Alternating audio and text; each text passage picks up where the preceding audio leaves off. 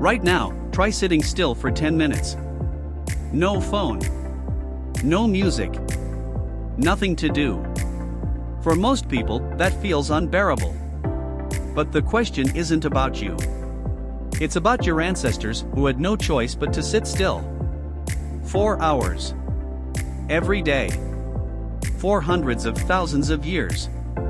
So what was actually happening inside their heads? The answer changes everything we think we know about why modern humans can't stop chasing stimulation. Let's start at the beginning. 300,000 years ago, a day in the life of an early human split into two parts. Hunting and foraging. Then waiting.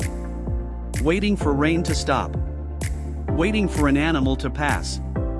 Waiting for the fire to stay alive. Nothing to do but wait. And for decades, scientists assumed one thing, that early humans were too busy surviving to feel boredom. That boredom was a modern luxury. That you needed free time before you could even get bored. That assumption was completely wrong. In 2019, a research team from the University of Limerick published a study that took this question seriously. They couldn't study ancient humans directly. So they did something smarter. They studied modern hunter-gatherer groups still living in ways nearly identical to our ancestors, the Hadza of Tanzania and the San of the Kalahari. What they found surprised everyone.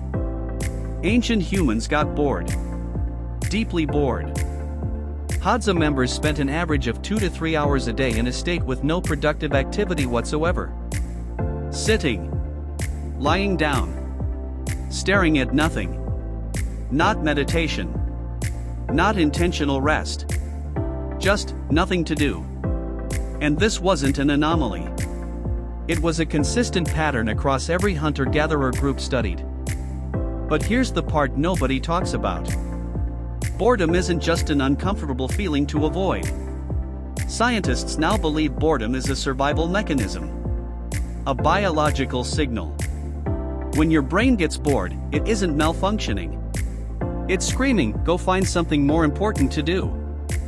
In 2014, psychologist Timothy Wilson from the University of Virginia ran a simple experiment. Participants were asked to sit alone in an empty room for 15 minutes. No phone. No books. Nothing. The only thing available was a button that, if pressed, would deliver a mild electric shock to their own body. A painful shock. One they had already experienced and said they never wanted to feel again. The result? 2/3 of participants chose to press that button rather than sit alone with their own thoughts. Men pressed it an average of 7 times. They chose pain over boredom.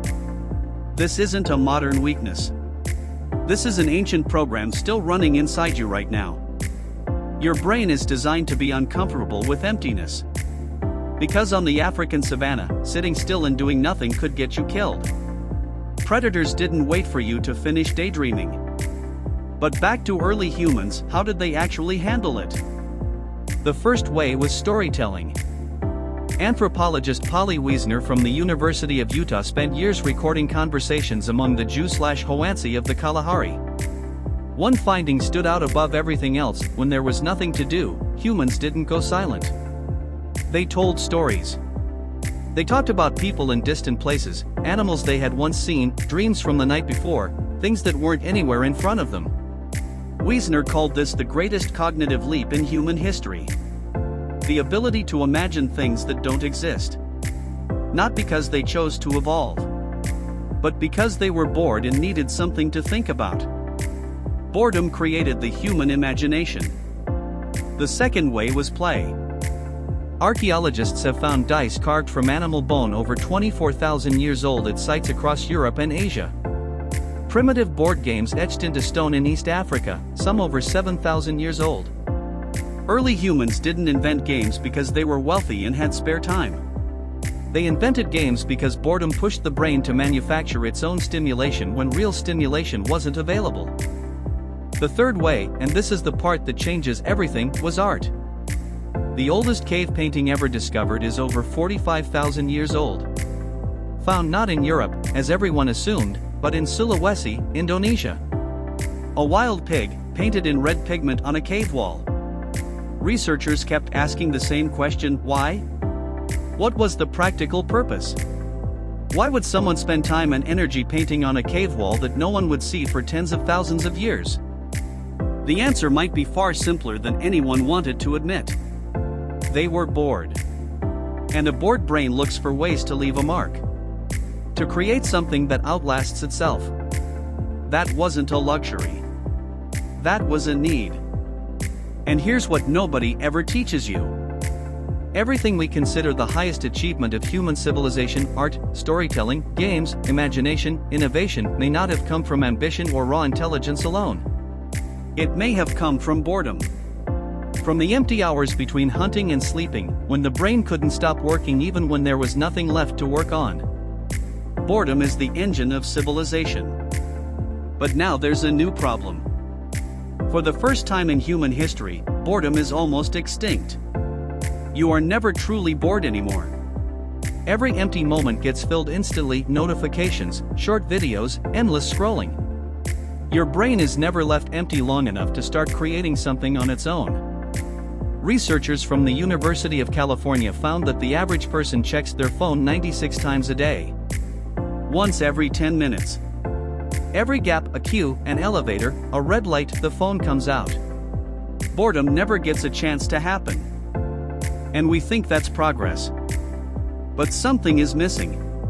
A brain that's never bored is a brain that never daydreams. A brain that never daydreams is a brain that never finds the strange connection between two unrelated ideas. The kind of connection that usually surfaces when you're in the shower, or walking, or staring at the ceiling before sleep. Not while you're scrolling.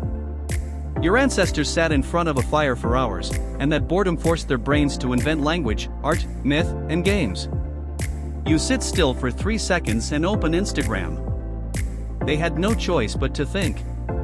You have every choice except that one. So maybe boredom isn't the enemy to be defeated. Maybe boredom is the most productive default state the human brain has ever had. The state that, for 300,000 years, produced everything great this species ever made. And we just turned it off.